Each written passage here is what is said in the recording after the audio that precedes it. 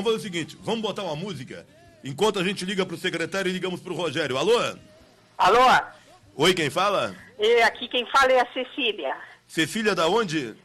Aqui do centro. Sim, Cecília. Pô, que vergonha, hein? Tu, hein? Roubando, hein? Da Câmara de Vereador, hein? É mesmo? Fez um pedreiro?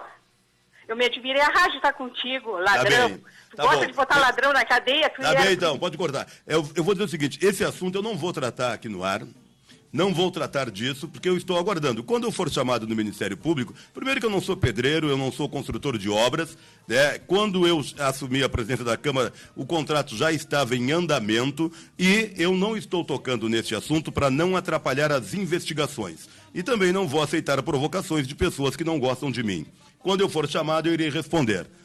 Então, para mim, isso aí é assim, porque eu não vou, de maneira nenhuma, atrapalhar as investigações. Agora a gente quer falar aí de mais um caso de corrupção, dessa vez na Câmara de Vereadores de uma das principais cidades gaúchas. Nos últimos 3 anos, o Legislativo de Rio Grande gastou em reformas, preste atenção, mais que o valor total do prédio. É isso mesmo. Uma perícia nas obras, encomendada pela RBS-TV, revelou um absurdo ainda maior. Reformas mal feitas e superfaturamento que chegam aí a quase 1.500% no custo dos serviços. Um empresário foi preso ontem acusado de oferecer propina ao atual presidente da Câmara, que denunciou o esquema. A reportagem é de Giovanni Grisotti e Glaucius Oliveira. Piso com defeito, instalações elétricas precárias e infiltrações.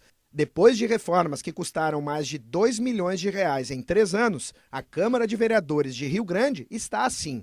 Presença, sim, de gambiarras, isso é muito inseguro em relação a prédios históricos. A nosso pedido, a perita judicial Daniela Simões Lopes fez uma inspeção no prédio. Especializada em engenharia, ela conferiu as notas fiscais que nossa reportagem conseguiu pela Lei de Acesso a Informações Públicas e preparou um laudo com 16 páginas em que descreve verdadeiros absurdos. Os problemas começam pelo piso. A qualidade é extremamente baixa, totalmente danificado, vocês podem ver aqui.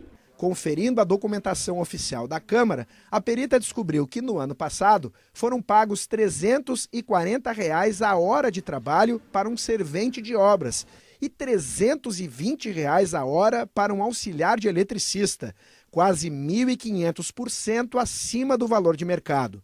Basicamente, eles vão ter um valor de quase 50 mil o salário mensal, né? E isso é totalmente inaceitável, fora de mercado totalmente. O que dizer das instalações elétricas do prédio que teriam sido pagas com esse dinheiro? A gente tem presença de fiação aparente, com emendas inadequadas, perigo iminente de incêndio, de curto. Aqui funcionam as caixas d'água. Neste documento oficial da Câmara, de 21 de maio deste ano, o responsável pela manutenção do prédio pede a compra de 4 novos reservatórios, porque os atuais, de 1997, nunca tinham sido trocados. Só que essas notas de dezembro do ano passado descrevem a compra de exatamente 4 novas caixas d'água, a R$ 2.500 cada. O presidente da época tentou se explicar. Eu não tenho como fazer um levantamento, eu, presidente da Câmara, a respeito de quanto custa a hora, quanto não custa, qual o valor que vai custar. Até que prove o contrário, eu acredito, acima de qualquer coisa, na idoneidade dos funcionários de carreira da Câmara, que são os que fizeram todo o processo de licitação. A conclusão é escandalosa. Entre 2015 e 2017, portanto, em 3 anos, a Câmara gastou em obras R$ 2.200.000, mais que o valor de mercado do prédio, que é de R$ 1.800.000. As reformas, elas têm valores muito acima do mercado. O atual presidente da Câmara revela que para este ano estava prevista outra reforma estimada em R$ 1 milhão, mas diante das suspeitas de fraude decidiu cancelar as obras. No mês passado, ele demitiu o diretor da Câmara, depois de ouvir dele uma proposta para entrar em um suposto esquema de propinas. Me trouxe o recado que, com relação às obras da Câmara, era 50% do valor previsto para o presidente e tinha situações que dava de tirar até 70%. Outra tentativa de suborno foi gravada em áudio pelo presidente da Câmara. A conversa é com Marcos Marcelo Leão Coelho, que era o responsável pela TV Câmara. A emissora transmite as sessões do Legislativo. A propina seria para renovar o contrato anual com a empresa de R$ 1.300.000.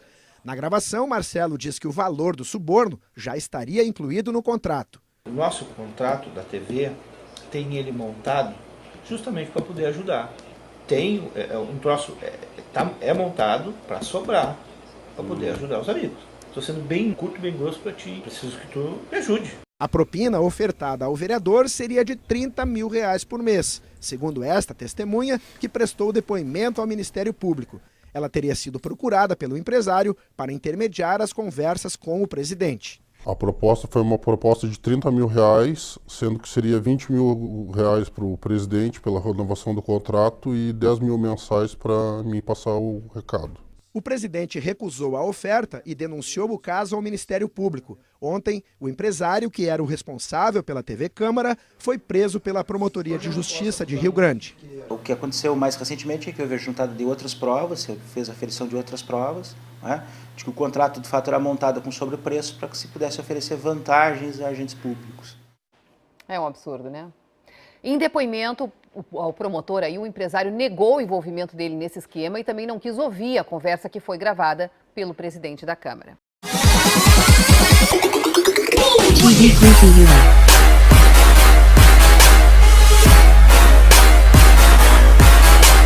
TV Creepy Una.